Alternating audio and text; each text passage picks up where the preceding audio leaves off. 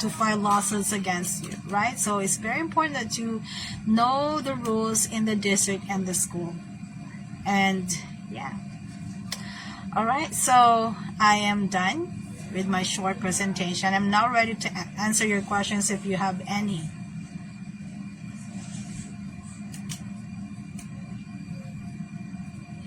Okay, shout out to Rosita. Hello, thank you for joining. Lavanya, Chari, Ma'am Wendy, Badsa, Arthur, Sir Arthur, hello, Sir Bob, and Tom. Alright, so again, if you have any questions for me, I'm ready to answer them now. I know because it's a school day, I know that a lot of teachers are in their class, so they can't join me today. I understand that. I actually expect that. I will not have lots of viewers today, but just in case you have any questions, those who are here, you can type them in. Or maybe, because I have received some questions in private message, I'll give my answer here, as in right now. And hopefully they will watch this video later.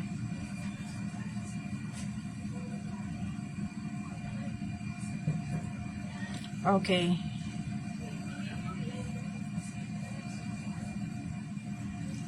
So I want to reiterate that on my Facebook page I have links to J1 visa sponsors, and I have categorized the list to visa sponsors that have program fees and visa sponsors that don't have program fees. Alright, so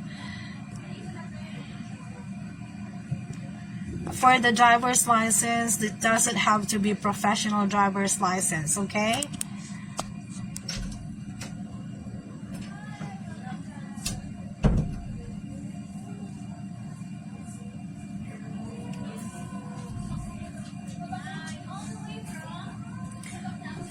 As for H1B visa sponsors and agencies, I have shared already two that actually don't charge placement fees. So that's iBridge and also All Seasons Manpower. They're for free. So you can send your applications to these two.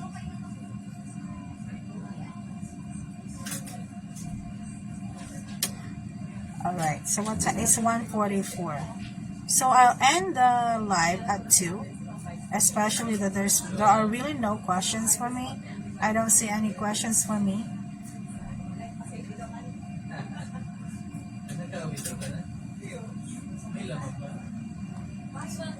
Okay, I'm sure you've seen my post. Can you share, please, relevant instances that happened that you have witnessed as well from the other teachers?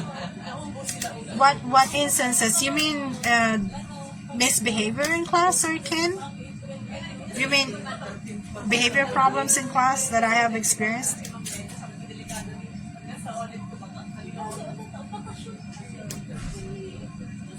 Okay, I must warn you that school fights are quite common in public schools, especially if it's a Title I school. So if you're not familiar with the term Title I public schools are public schools where a certain percentage of students are from low-income families, and so they have free lunch, free breakfast, right? So that's Title I school.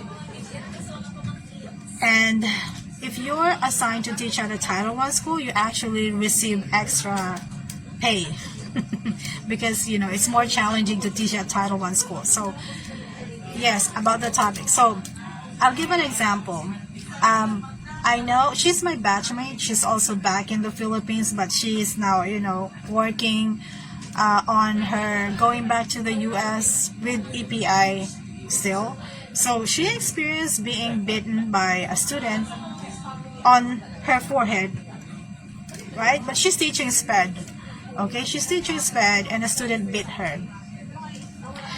Another instance with the same teachers, I feel bad for her. I think she's one of those unlucky ones that experienced, physically being hurt by students.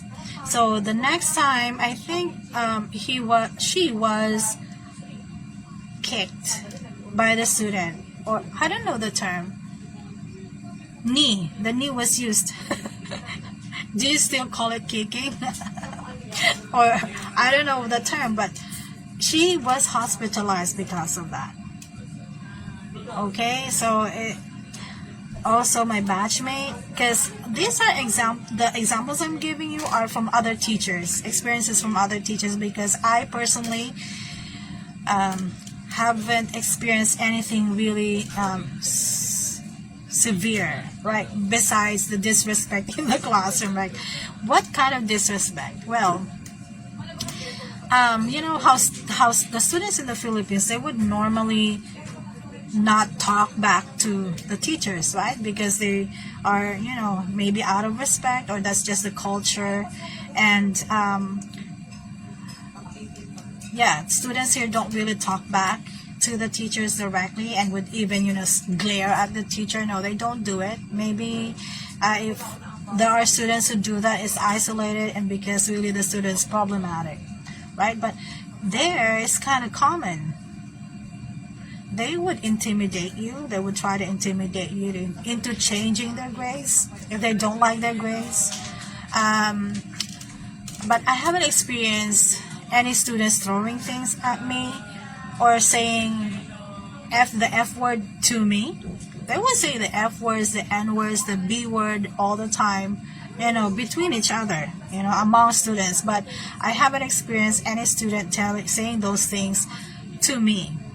Okay, but another story from my batchmate. She's teaching in another school, high school, or I think it was grade 9. She was teaching grade 9. Student, you know, took her glasses, threw it, you know, or the student took her tumbler and, you know, drank from it, something like that. There was even a story of a student that, you know, yeah, there are students who would set the bathroom on fire. We have experienced that at my school. Not my student, but this is common for students, because in Florida, medical marijuana is legal, right? So some students would come to school reeking of weed. Yeah, it's quite common. There was even a time, you know, the classroom that I had on my last 2 years in Florida is right next to the bathroom. There was one afternoon that, you know, I could really smell weed. I did not know how weed smell before going to the US, but because, again, it's legal there, so it's quite common. You'll smell it in your apartment complex, you'll smell it in groceries, outside, you know, parking lot, mostly in parks. So that's when first I was like, what's that smell? And a teacher said, oh, that's weed. So from then on, I know what it smells like. So yeah.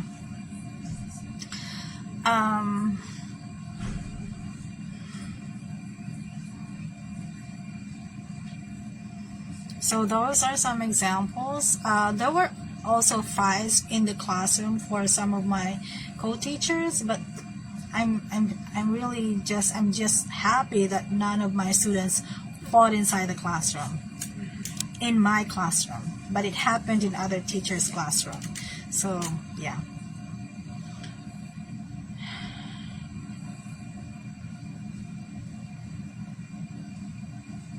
Chari, there's no limit. Yeah. So once you're done with the J1 program, go back to your home country, comply with the 2-year home residency requirement, and then you can go back to the US again on J1 or H1B visa. So if you came back to the US or went back to the US on J1 visa, after that 5 years again, go back home and comply again with the 2-year home residency requirement, and then you can go back home. So you can go back and forth. So that's why it's very important to keep your records clean, not to have any violations on your visas, you know, perform well in school, and you'll be able to go back again and again and again.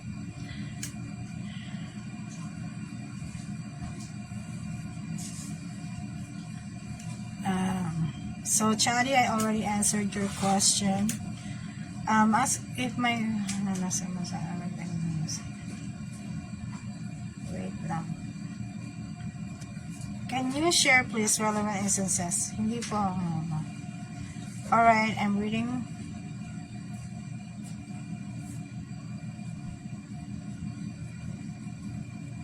Okay. How do you deal with students who can't speak English? Alright, it's quite common in the US to have what's that? They are called ELL, English language learners. They usually have they have a program for ELL students. At my school, there were Spanish, like what are they called? So the school usually hires an ELL teacher, right? And like for instance, I used to have like 2 Spanish students. They don't speak English, and so therefore I requested for an assistant for the student. So starting, and these assistants, they're actually volunteers. Some of them, some are really paid employees of the school, and they would sit beside the student and would explain the lesson to them. I was teaching math, and the volunteer would sit beside the student who doesn't speak English. Yeah, so there are programs like that in the US schools. We just have to request. So make sure that you let the admin know that you have students who don't speak English, and they're going to send someone to help the students. All right. Next. May kakilala kayo na isang na nasa ibang bansa na nagpahinga? Yes, Ma'am Ja, it's quite common. There are lots of J1 and H1B teachers who applied while they were outside of their home country. I had batchmates. They were from Thailand. They were Filipinos, but they were teaching in Thailand when they applied. So yeah, it's not an isolated case. Lots of people are doing it. You don't have to be in your home country during your visa application. You can apply for visa anywhere you're in. Ma'am, what if your paraprofessional is more knowledgeable than you? How to handle po kaya noon? I mean, di kaya ma-compare ng admin ng school na parang mas magaling pa yung mga paraprof, lalo na sa mga bago pa lang magturo sa US. Okay, these paraprofessionals, they're not going to teach in front of the class, right? So it's not like they are your replacement. So really, you should not think of them as like a competition. They are there, so usually just assisting you with your activity. But I could be wrong. But so I'm going to invite someone, a Sped teacher. I hope she will be available, but I'll be inviting her to talk about it. So hopefully that's helpful to you guys. All right. So, but the paraprofessionals are not teaching in class. So the teacher, the Sped teacher, is the authority in the classroom. So you do the lesson planning, right? You're in charge. So, but I know there were teachers who were not in good relationship with their paraprofessionals inside. Okay, so yeah. So maybe it's best for me to have someone talk about their experience, because I'm not a Sped teacher. So by the way, even if you're like teaching core subjects or other subjects, you're not a Sped major, you're not a Sped teacher. Like me, I was teaching math and physics there. I did have some students who are special students, right? But they don't have like severe conditions. That's why they're able to join mainstream classes. But as a teacher that had students like that, I was required to complete like some forms, like the 504, the accommodation forms, I have to make sure that I do the teacher input. So it's part of the IEPs that the SPED teachers are turning in, right? So yeah, so even if you're teaching non-SPED classes, be prepared to have SPED students in your classroom, because they do their well, it's inclusive. But if the case is severe, they are in their own separate classes, the self-contained classes. So what are the common violations of foreign teachers in the US? Okay, so let's start with possible violations in the school. So I have known teachers who've been let go, who's asked to go home because of inappropriate behavior with students, right? So like I said, don't comment on their clothes, don't make any comments or joke about their color, the color of their skin, their hair, how they look like, their body size, because if these students file their complaint, really the students' right, the children's rights really upheld there. It's like students' right greater than the adults, rights. And because the schools don't like to be in trouble, because it's going to be costly, right? So do not offer ride to students, even with good intentions. Actually, when you get there, you will be having an orientation on these things. Also, what else? Yeah, I'm sure you have seen the news. It's kind of like, it was last year, right? I actually shared it in my Facebook page, but I put it down for some reason. So there was a teacher in Tinder, I think, and then he met with someone he met in Tinder. He thought that the person was an adult, like 18 years old, but then the man was actually underage. And so the father of the boy filed a complaint against the teacher. And so the teacher was charged with rape, right? Because the child is underage. But he thought that the boy was 18 years old because they met in Tinder. So that was like in the news for a long time. That's a Filipino teacher. So it's sad. You know what? Be careful also. I want to mention it because we're talking about it anyway. So in the US, they have like a database of all the sex offenders. You can even determine, you can even log into somewhere. Yes, I did that. You can see there if there are sex offenders in your area, how many. So they would even put in the news adults who are consuming child pornography, because they can trace it. I don't know how they're doing it, maybe with an IP address, but they would publish it in newspapers locally. I have, I recall that there was like one time there was a Filipino nurse. I'm sure he's already American, but Filipino descent. He's one of those who's consuming child pornography, and they can trace it, right? So be careful. So behave there, teachers. They're more, they're not as lenient as in probably third world countries. It's not like you can beg their parents not to file the complaint, because even if the parents don't file the complaint, the government will. If you have been reported, having inappropriate relationship with the students. So keep your relationship professional, right? Don't offer students rights. Make sure to, when you're talking to the students, say, how you're not supposed to put the students on the spot, right? In classroom. And then you decided to talk to the student one-on-one. Make sure that the doors are open, the windows are open. Make sure that you can be seen from somewhere, right? So don't talk to the students alone in, like in a place where no one can see you or something like that.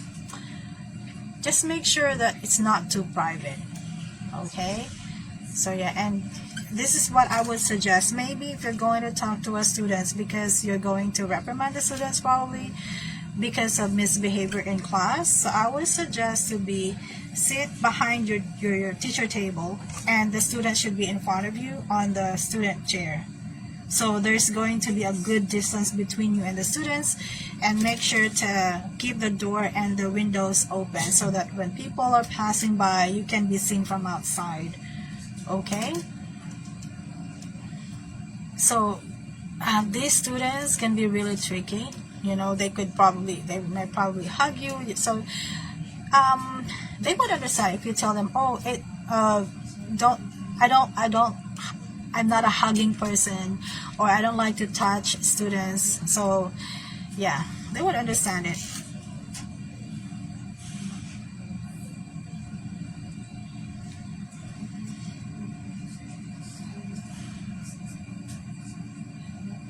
Okay, yes, Ma'am Jack, good luck to you on your visa interview, but don't worry.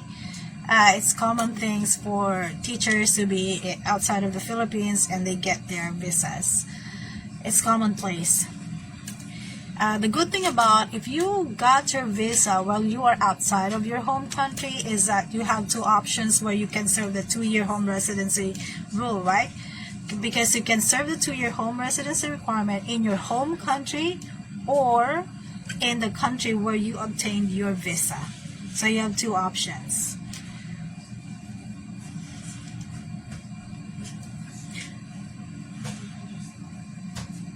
Okay, Joanne, anong mga level po, grades 1 through 6, ang self-contained or departmentalized? Every grade level. So, yeah, they're not mixed.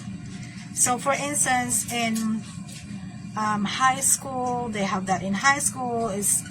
They're also like grade 9, self-contained. And if there are many Sped students, there will be 2 or 3 sections of self-contained grade 9 students, right? So that's why if you're a Sped teacher, you're actually having lots of teaching loads, meaning preps, right? Like for instance, I'm a physics major. I'm not a Sped teacher, so my loads are just maximum. My teaching load or preps would be maximum of 2, like physics, and the other one is math. But for the self-contained Sped teachers, they would be teaching what? Math, they're teaching civics, they're teaching lots of subjects. So the Sped teachers are actually, I would say, loaded compared to teachers like me, not teaching Sped. That's why I think Sped teachers are paid more, yeah, than the regular teachers.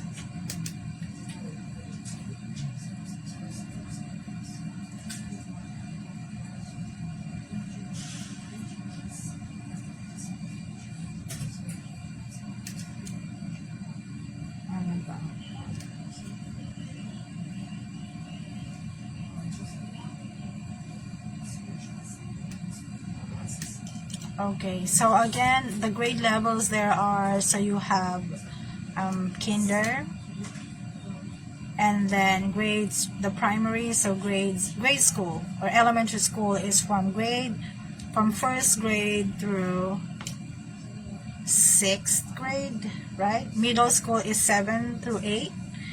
High school is 9 through 12. So when I was there, I was teaching grades 11 and 12.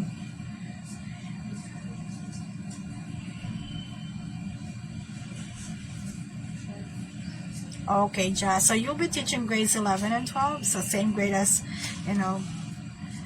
And Ja, I don't know if you already mentioned that to me. Where are you going to teach, Ja? What state?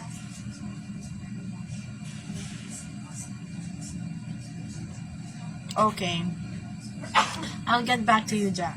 So, but maybe this is applicable to everybody. So in the US, they want you to use technology. So if you're not familiar yet with Nearpod, Pear Deck, Canvas, Brain Pop, What else? Uh, online tools. Make sure to study those. Google Suite, the Microsoft Workspace. If you know how to do the Google Forms, that would be nice, so you can create your interactive lessons there. Yeah. Rotation, if you're not familiar with it, you should start. I would suggest for you to start reading about rotation. So, like centers, right? Kagan cooperative structures. If you're not familiar with it, I would suggest to go over that. Online, there are so many online resources that are for free. Yep. What else? But they're really big on the reading. If you're a grade school teacher, they're looking into, the math scores, the reading scores. If you're a high school teacher, they're looking into biology, algebra, U.S. history. So, because those are the core subjects, okay? And they have like a state exam for these things, and the grades of the students will affect the grade of the school. So that's where they're more strict when it comes to these core subjects. So I was lucky I was teaching physics, which is an elective. Okay, so if you're teaching the core subjects that I mentioned, you expect to have observers more often than, when you're not teaching these core subjects. Las Vegas.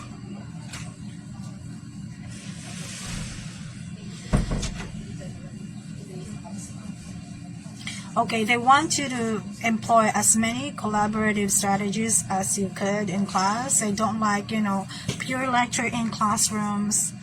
Yeah, you don't have to worry about materials like worksheets because there's enough there. You don't have to spend your own money on anything. Okay? So for instance, so if you want to have like prizes for the students, you have a fund for it. Like in where I used to work, they would give us a debit card every start of the year. It's worth like $300, and you can buy whatever. Say if you have an activity that would require eggs, and you use that card to buy eggs.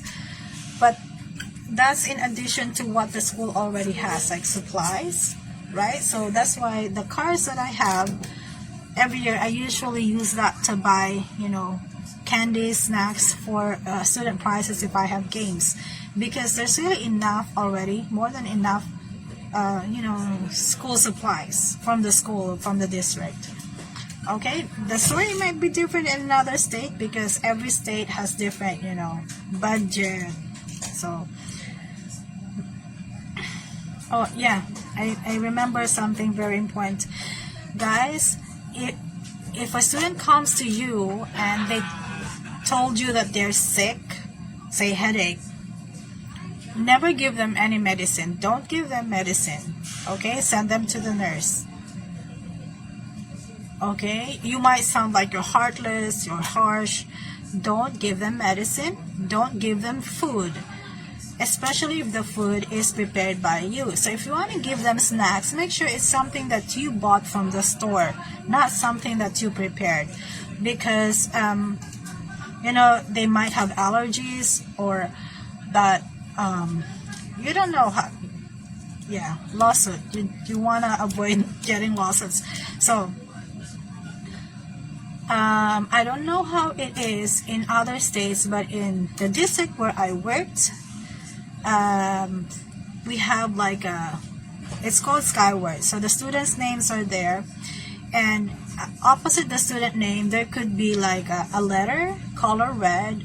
If you click that, it would show you what accommodations the students are expected to be given. So I don't know how it works in other districts, okay, but in my district, so let us say my name, Sharon Agawin, and if there's like a letter there, T, letter T might mean homeless.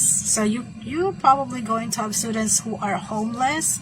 You probably have students whose accommodation is bigger font size, or students whose accommodations extra time. So extra time would mean, for instance, your exam is, or your quiz is for say 50 minutes. You should extend you should give the students that student more time. So the accommodation could be preferential seating, right? So it means that the student should be free to choose where he or she wants to sit in the classroom. So make sure you are aware about these things, what accommodations your students have. I even had a student who's not allowed to participate in activities that will, make him sweat, because I don't know the condition, but he's not supposed to sweat. So if you don't know these things, and then if a student is telling you, "Miss, I'm not allowed to do this," just believe the students and give the student an accommodation. You can just simply, verify later on, right? So these are legal documents, and you cannot ignore these accommodations. You're supposed to do these accommodations for the students.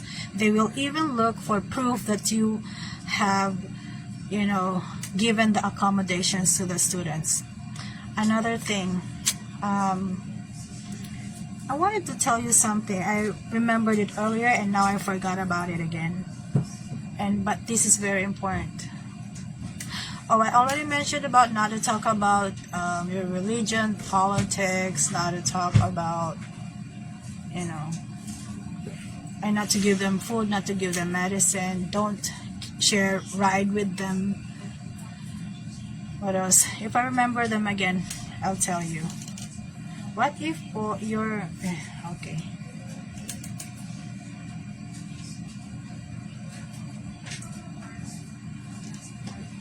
Okay, so using bicycle. Yeah, bicycle, you can use it if you live nearby, right? But obviously, if it's winter time, you can't use your bicycle anymore. By the way, it's not common for people there to drive motorcycle.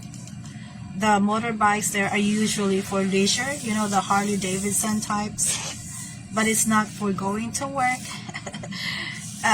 Because I have read somewhere that they said that getting a driver's license for your motorbike is more difficult, right?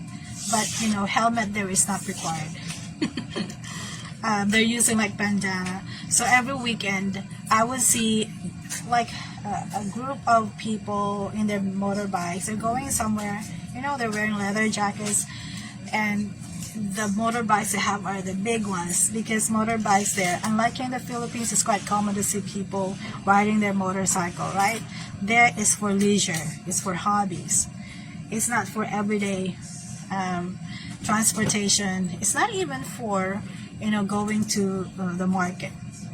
People will just use their cars. So bicycle, if you're not too far from the school, yeah, definitely can use your bicycle. But a lot of students are going to school in their bicycle. But if it's winter time, obviously you can't be in your bicycle. Yeah. You can use your typical bicicleta, but like I said, if it's winter time, obviously you can't use it anymore.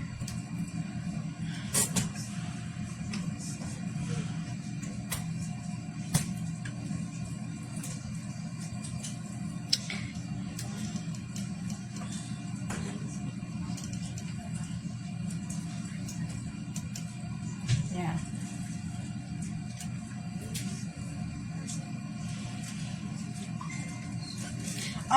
Pala. Mary Ann said, "Good day. Pwede niyo po ba i-share yung experience niyo the first day of your class? And how did you do it?" First day. So, I arrived in the US kind of already when the classes have been running for, I think, 3 weeks. So the classes that were supposed to be that were assigned to me, they've been just having like substitute teachers. So therefore, I hit the ground running. I did not have opportunity to join seminars or training before the start of the school year. So my first day would be, I was nervous, obviously, because at that time, I didn't know yet how to use Google Classroom or Canvas. because I never had to use it before going to the US. But then that's what they're using there, Google Classroom or Canvas. And then so when it's my time to do my lesson, I had a problem accessing my PowerPoint presentation. Also, I don't have printer yet at home because my apartment was empty. It's just the airbed. I don't have yet my own printer. I brought my own laptop. But there's also a school issued laptop, but at that time I don't have it yet because it's my first day in school, right?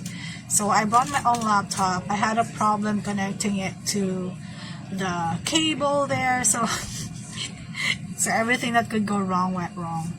But the students were very forgiving. So I was actually handling my class, physics classes. There was only just 9 of them, and that group of students, they're considered like the good students.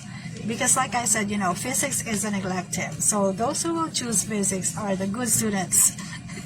So yeah. And we were also using like a temporary classroom that time. That's really not the permanent classroom. So eventually we were moved to our actual classroom.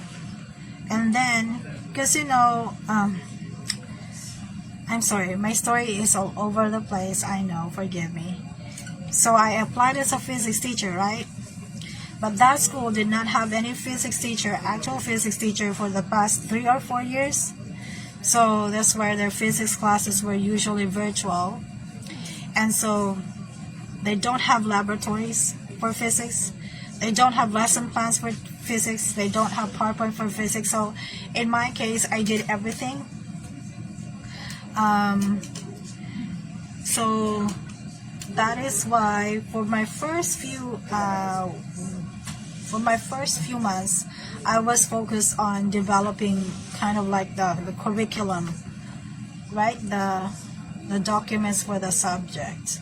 So it was a good thing that I am a physics major, so I don't have any problems with that because I know the contents. I just needed to know what they're expecting for me to teach, and I don't have any problem creating the lesson plan, the PowerPoint on my own. So yeah, but the kids were nice. And then I only had a problem with discipline when I started teaching math. So because I was replacing a teacher who was retiring that year. So while I was only teaching 2 physics classes, right? I wasn't teaching any other classes. So during my first month, like September there, I was only teaching 2 classes every day. Just the 2 physics classes, right? Because they would have me sit in the math class. So while the teacher who was about to retire was having her class, I was observing. And I was afraid to take over the class. The math classes were big classes, unlike my physics classes where I only have 9 students, right? The math classes, I saw them. I was observing in the back. Oh, they're loud, and then like more than 25 students in the classroom. I was afraid to take over the class. The students were thinking I was a student at that time. And then when the teacher finally, retired, and then they were surprised that I was their teacher. and hell started that day for me. That's when I started regretting, why did I come here to teach? I was okay back in the Philippines. I was always looking at the sky because my place was kind of near the airport. I would see the airplane. I was looking at the sky, looking at the airplane, dreaming I was going back home. That's how my first year was. Every Sunday night I was crying. Yep. But the next year was easier. So just make sure to work smart, change things, because if you keep doing the same thing, don't expect any changes to happen, right? So can you please make a YouTube video about the classroom terms used in US, like bell ringer work, accommodation? Alright, sure. Like, they don't use the word submit there. They would say turn in. The term like bell work, bell ringer, really it depends on the school culture. Because where I taught, they're not using bell ringer. They use the word bell work. What else?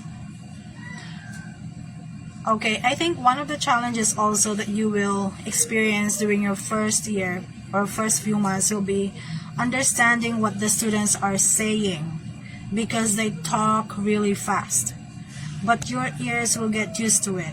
So you can just simply ask the students, can you talk slowly? Can you say that again?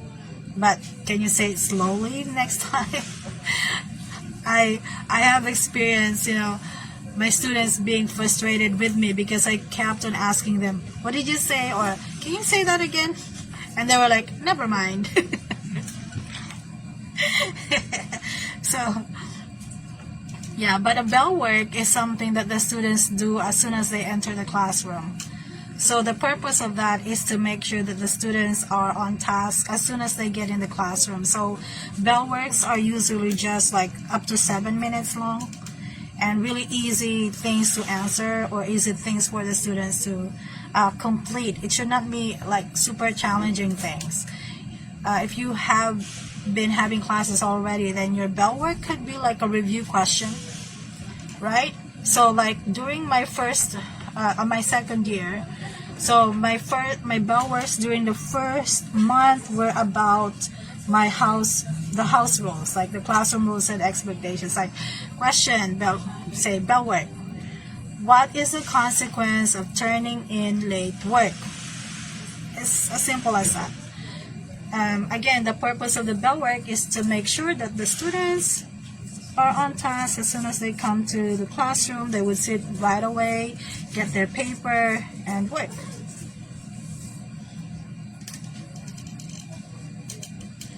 Do the schools there have assemblies? Okay, Elia, so you mean like grade level assemblies? They seldom have activities that would interrupt classes. The extracurricular activities there are usually done after school hours. Okay, so for instance, there's an activity like a play. They would usually happen, say 6 p.m. or 5 p.m. So the students would just have to come back to school and watch it. Okay, the good thing about it is that teachers are not required to participate in this. You're not required to be there, so it's optional, because if that's an activity that is sponsored by a club, then the club moderator is the one who's in charge, and they're the ones who are supposed to be in there because they are paid. But if you have if you're not directly involved in the program, you're not required to be there.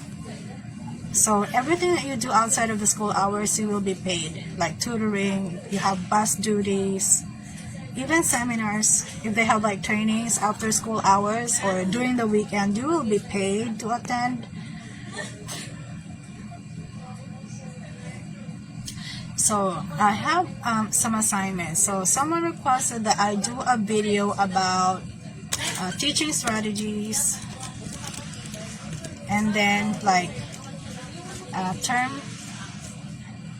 classroom terms. Alright, so teachers, don't worry about being yourself.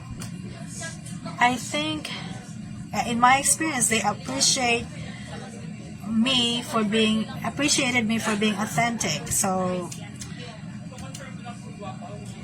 but it's hard during the first year, right? So obviously for the first year, your major goal is to make sure that you establish rules and procedures, that your classroom is well managed. And then so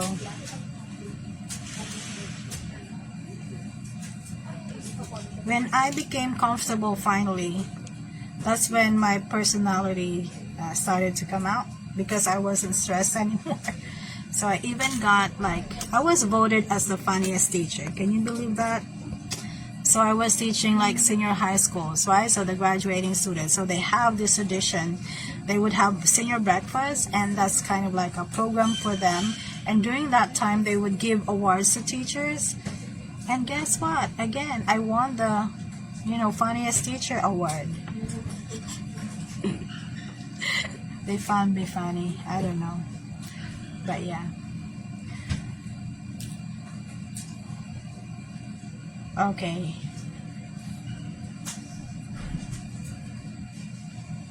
Okay, Marianne, I was also teaching high school math there. Again, so you should be familiar with Khan Academy, right? Khan Academy, they use it a lot there. Also, Math IXL. If you're not familiar, you can Google it. They're using that a lot there. Edu Puzzle or Ed Puzzle, something like that. Rotation. Basically, be familiar with Kagan cooperative structures or collaborative strategies. So let me type that in. Kagan.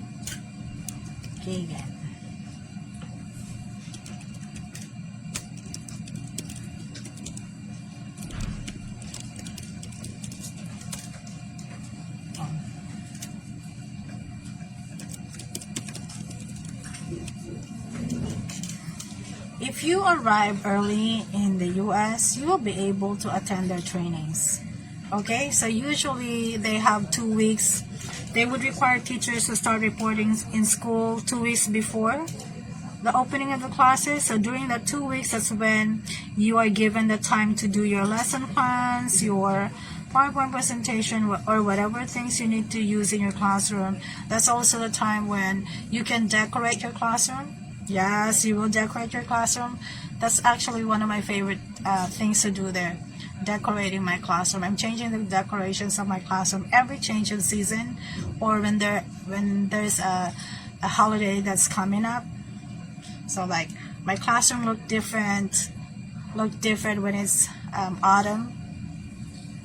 Thanksgiving, I would change it when it's winter time. I would change it because it's February or spring. And then summer, graduation. So I love the decorating the classroom part. Oh yeah, it's now 2:30. Do you guys have any more questions for me?